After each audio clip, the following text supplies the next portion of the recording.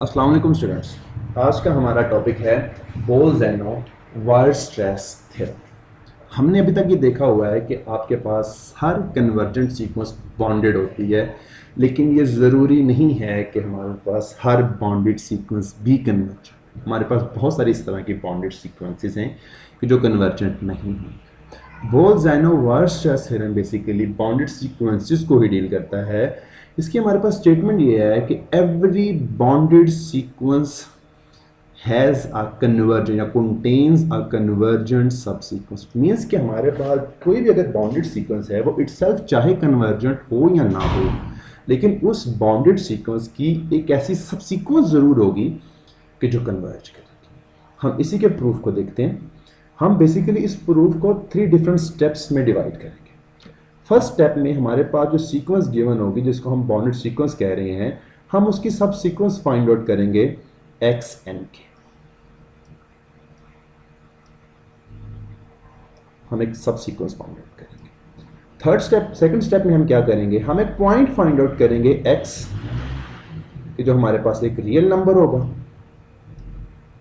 और जो ये जिसके बारे में हम क्लेम कर सकें कि आपके पास ये जो हमारे पास सब सीक्वेंस है इस एक्स को कन्वर्ज कर। और थर्ड स्टेप में हम ये कन्वर्जेंस शो करेंगे कि क्या ये कन्वर्जेंस हमारे पास एग्जिस्ट कर भी रही है, कि हमारे पास जो हमने सब सीक्वेंस ढूंढी है क्या हमारी सब सीक्वेंस वाकई इस पॉइंट एक्स को कन्वर्ज कर रही है। तो अगर हमारे पास ये तीनों स्टेप हो जाए तो इसका मतलब ये हुआ कि हमारे पास एक बॉन्डेड सीक्वेंस की सब सीक्वेंस मिल गई, एक पॉइंट मिल गया और हमारी बॉन्डेड सीक्वेंस की सब सीक्वेंस इस पॉइंट को कन्वर्ज करेगी। So let's go with the proof.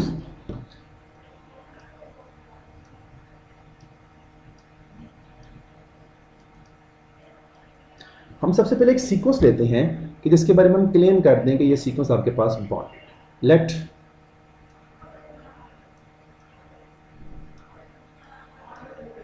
X n be a bonded sequence।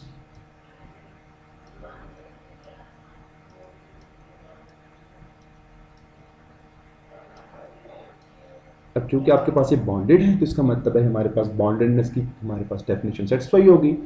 It implies हम कह सकते हैं कि आपके पास एक पॉजिटिव नंबर एग्जिस्ट करेगा m that is greater than 0 and such that the whole sequence X N should be less than equals to m,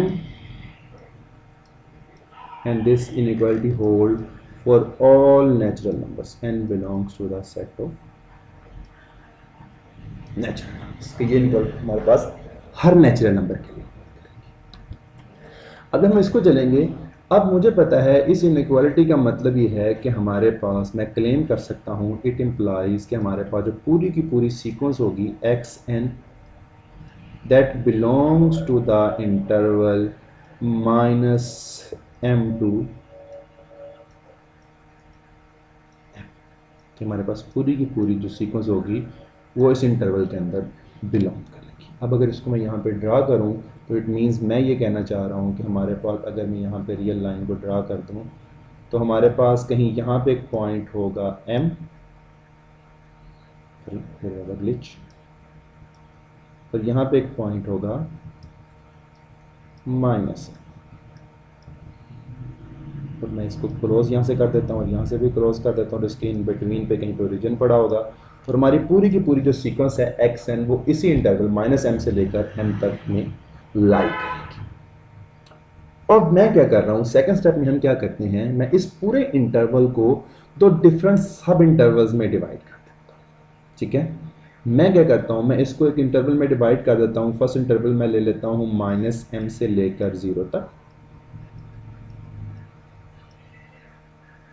और सेकंड इंटरवल मैं ले लेता हूँ 0 से लेकर m तक। अब मुझे पता है कि हमारे पास सीक्वेंस के अंदर इनफाइनाइट मैनी पार्ट्स, और ऑब्वियसली बात अगर पूरी की पूरी सीक्वेंस इस यहाँ से लेकर यहाँ तक लाई कर रही है तो जो मैंने दो सब इंटरवल्स ली हैं इन दोनों सब इंटरवल में से कम एक इंटरवल ऐसा ज़रूर होगा कि जिसके अंदर हमारे पास सीक्वेंस के इनफाइनाइट मैनी पॉइंट्स। ठीक है, आप एक मिनट के लिए इमेजिन कर लें कि जस्ट इमेजिन कि अगर वो ये वाला इंटरवल है। ठीक है, अगर वो ये वाला इंटरवल है तो इस इंटरवल को मैं कह देता हूँ लेट्स सपोज ठीक है। अब वही बात हम यहाँ पे लिखते हैं, let's suppose I divide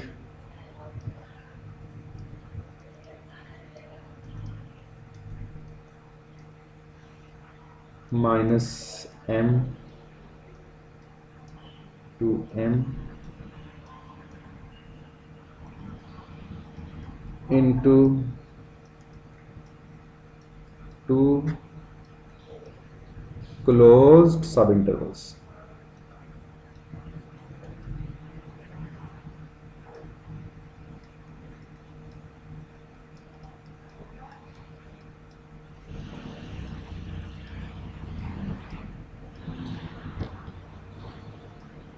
Of equal length.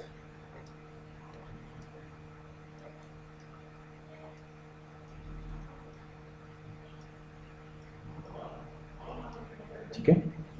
अब इन दोनों में से जो हमारे पास इनफाइनाइट मेनी पॉइंट्स को सब इंटरवल कंटेन करेगा उसको मैं I1 कह देता हूँ। Then one interval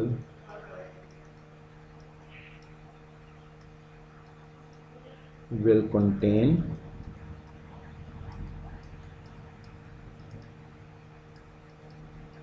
infinite many points.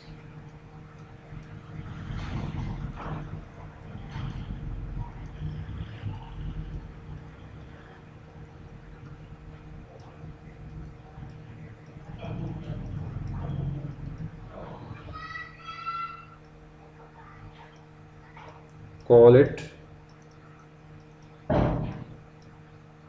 I1, उसको मैं I1। अब मैं क्या करता हूँ, जो इस इंटरवल को मैंने I1 कहा हुआ है, इस I1 में से मैं एक पॉइंट पिक करता हूँ। Choose,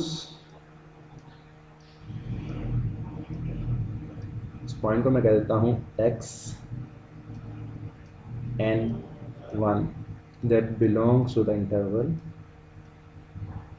I1। ठीक है। इसका मतलब मैं इस इंटरवल में से कहीं यहाँ से एक पॉइंट लेता हूँ और इस पॉइंट को मैं कह देता हूँ x1। That's it। अब हमारे पास जो इंटरवल था I1, इस इंटरवल को मैं फर्दर दो डिफरेंट पार्ट्स में डिवाइड करता हूँ। No,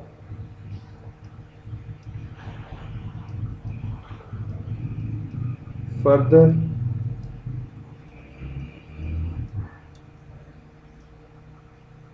divide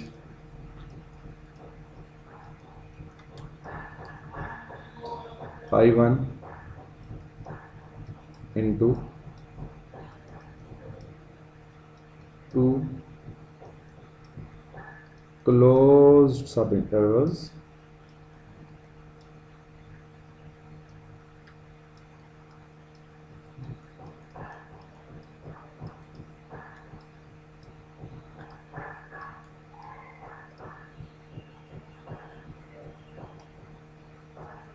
of equal length।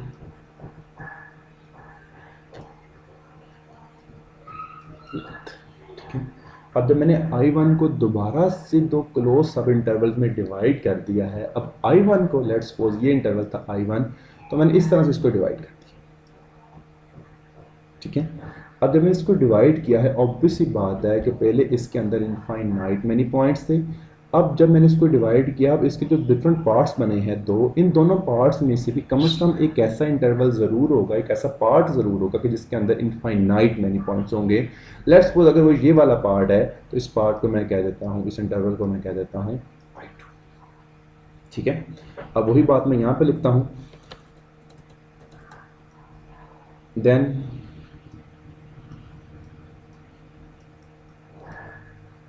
one of the subintervals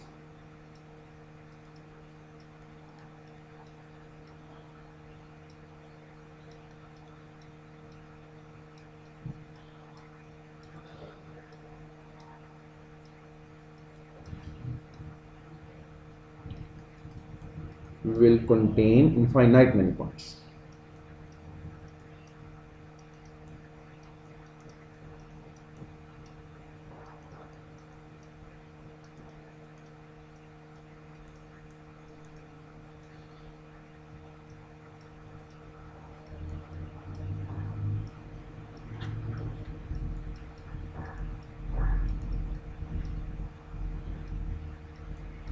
call it जो इनफाइनाइट मैनी वन कंटेन कर उसको मैं एंटर कर देता हूँ, ठीक है।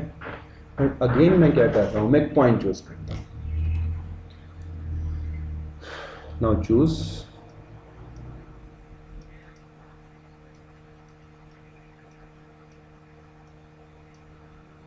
x n2, इस इंटरवल के अंदर जो मेरे पास i2 इंटरवल है, इस इंटरवल से मैं पॉइंट चूज करता हूँ i2।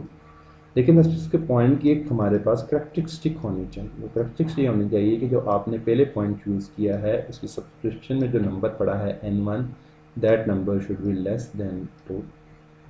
इट मीन्स मैं आपसे ये कहना चाह रहा हूँ,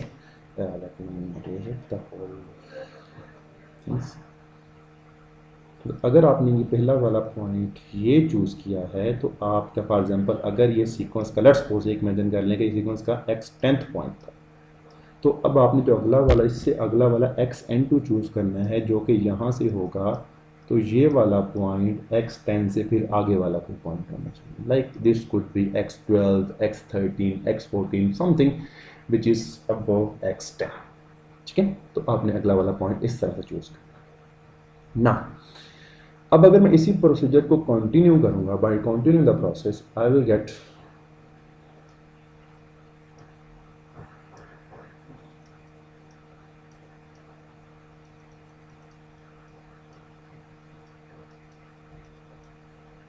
same process, sorry,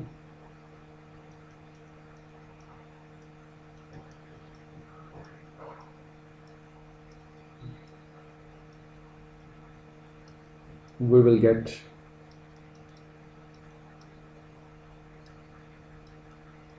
ik, and there was some glitches by dividing। ये कैसे आएंगे, जब मैं आई के -1 जो इंटरवल था उसको दो डिफरेंट क्लोज सब इंटरवल्स ऑफ इक्वल लेंथ में डिवाइड करें, ठीक है। अब फिर अगेन वही now choose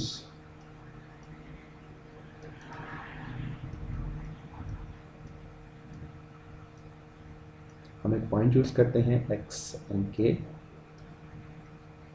and that point will belongs to the interval and k। Again वही वाली कंडीशन हमारे पास होनी चाहिए such that nk -1 should be less than nk। अब अगर इस सारे के सारा प्रोसीजर हमने किया है इसको मैं सम अप करूँ तो मैं लिख सकता हूँ कि हमें यहाँ से कुछ जो पॉइंट्स मिले हैं, सॉरी, हमें यहाँ से जो पॉइंट मिले हैं हमें कुछ इस तरह से मिला है। वी गेट कि हमें मिला ये है, नाउ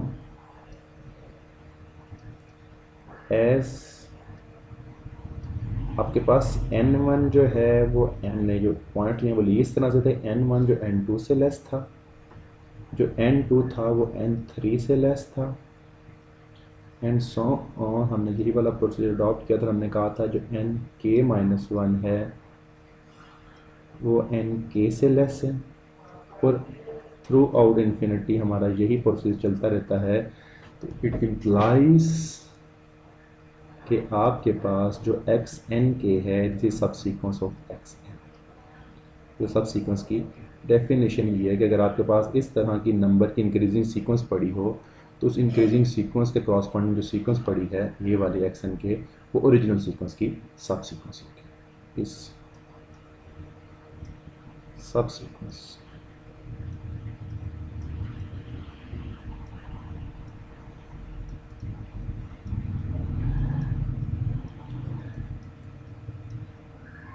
इसका मतलब हमारा फर्स्ट स्टेप तो फॉलो हो गया कि हम एक सीक्वेंस लेंगे। Okay, no let's come to the second step. Second step में हमने कहा था कि हमें एक पॉइंट चाहिए, हमें कैंडिडेट चाहिए जिसके बारे में हम क्लेम कर सकें कि हमारी सब सीक्वेंस उस पॉइंट को कन्वर्ज करती है। अगर आप देखें कि हमने जिस तरह से वो अपने इंटरवल्स लिए थे, मैं उसके बारे में ये क्लेम कर सकता हूँ। Let me go to the diagram. मैं क्लेम कर सकता हूँ कि जो हमारे पास I1 इंटरवल था वो I2 इंटरवल का सुपर सेट होगा, और सिमिलरली जब मैं I2 को फर्दर डिवाइड करूँगा एक इंटरवल I3 आएगा और I2 उस इंटरवल का सुपर सेट होगा। तो bye Continuing the process, I can write that we also got that I1 is the superset of I2. I2 is a superset of I3 and सो इसका मतलब ये हुआ कि ये तो आपके पास नेस्टेड इंटरवल्स बन गए ना और ये क्लोज भी हैं. So we can say that so bye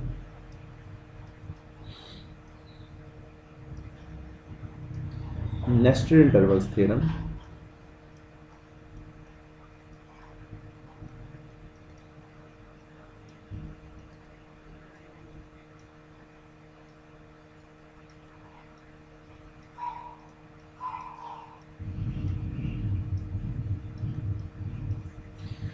in intervals की हमारे पास जो इनफिनिट इंटरसेक्शन होगी वो एम्प्टी नहीं होगी.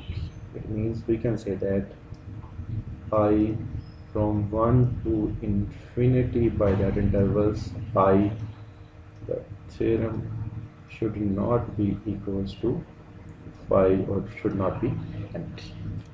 तो अगर ये एम्प्टी नहीं है इसका मतलब इसमें कम से कम एक एलिमेंट तो ज़रूर होगा ना. उस एलिमेंट को मैं कह देता हूँ इट इम्प्लाइज कि इसके अंदर एक एलिमेंट होगा और इस एलिमेंट को मैं कह देता हूँ x बिलोंग्स टू, मतलब एक एलिमेंट ज़रूर होगा. I can say that it implies there exist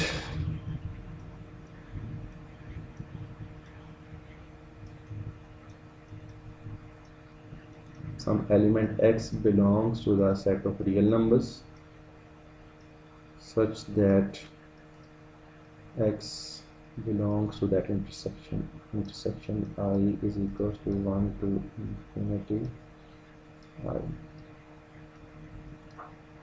ठीक है, हमारे पास ये एक रियल नंबर मिल जाएगा कि जो इस इंटरसेक्शन में बिलोंग करेगा. तो इट मीन्स हमें एक पॉइंट मिल गया, एक कैंडिडेट मिल गया कि जिसके बारे में अब हम क्लेम करेंगे कि हमारी जो सीक्वेंस है एक्स एन के, that sequence is converging to that point X. ठीक है, अब इसको ज़रा जाने से पहले मैं ज़रा आपसे कुछ चीज़ें डिस्कस करना चाहूँगा. अगेन कम टू दैट ये line.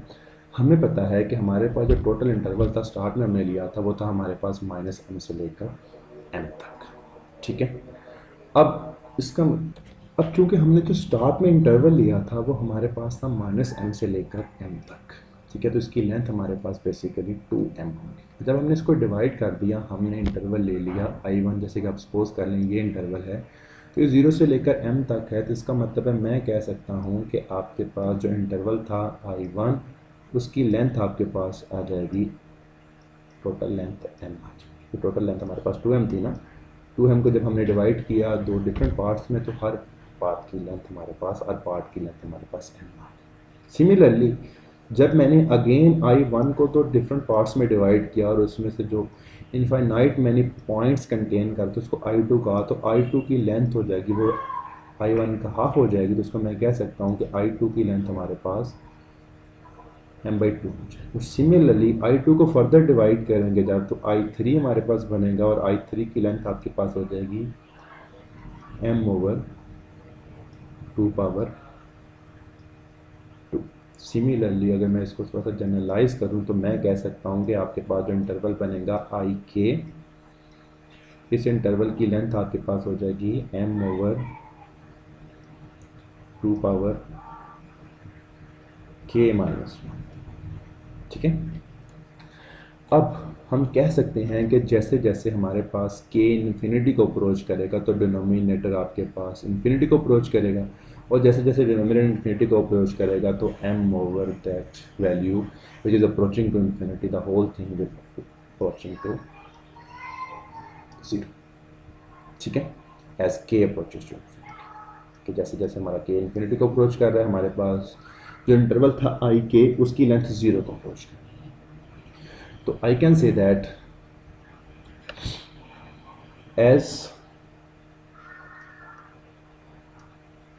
length of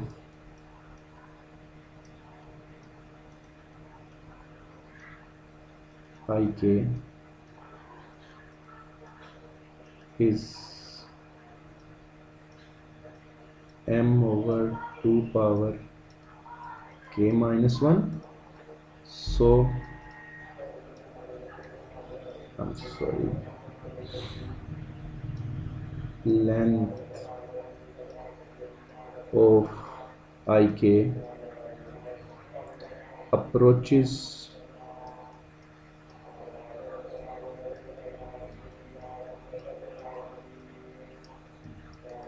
to 0 as k approaches to infinity. ठीक है, so it means I can say that, तो इसका मतलब है हम कह सकते हैं कि फॉर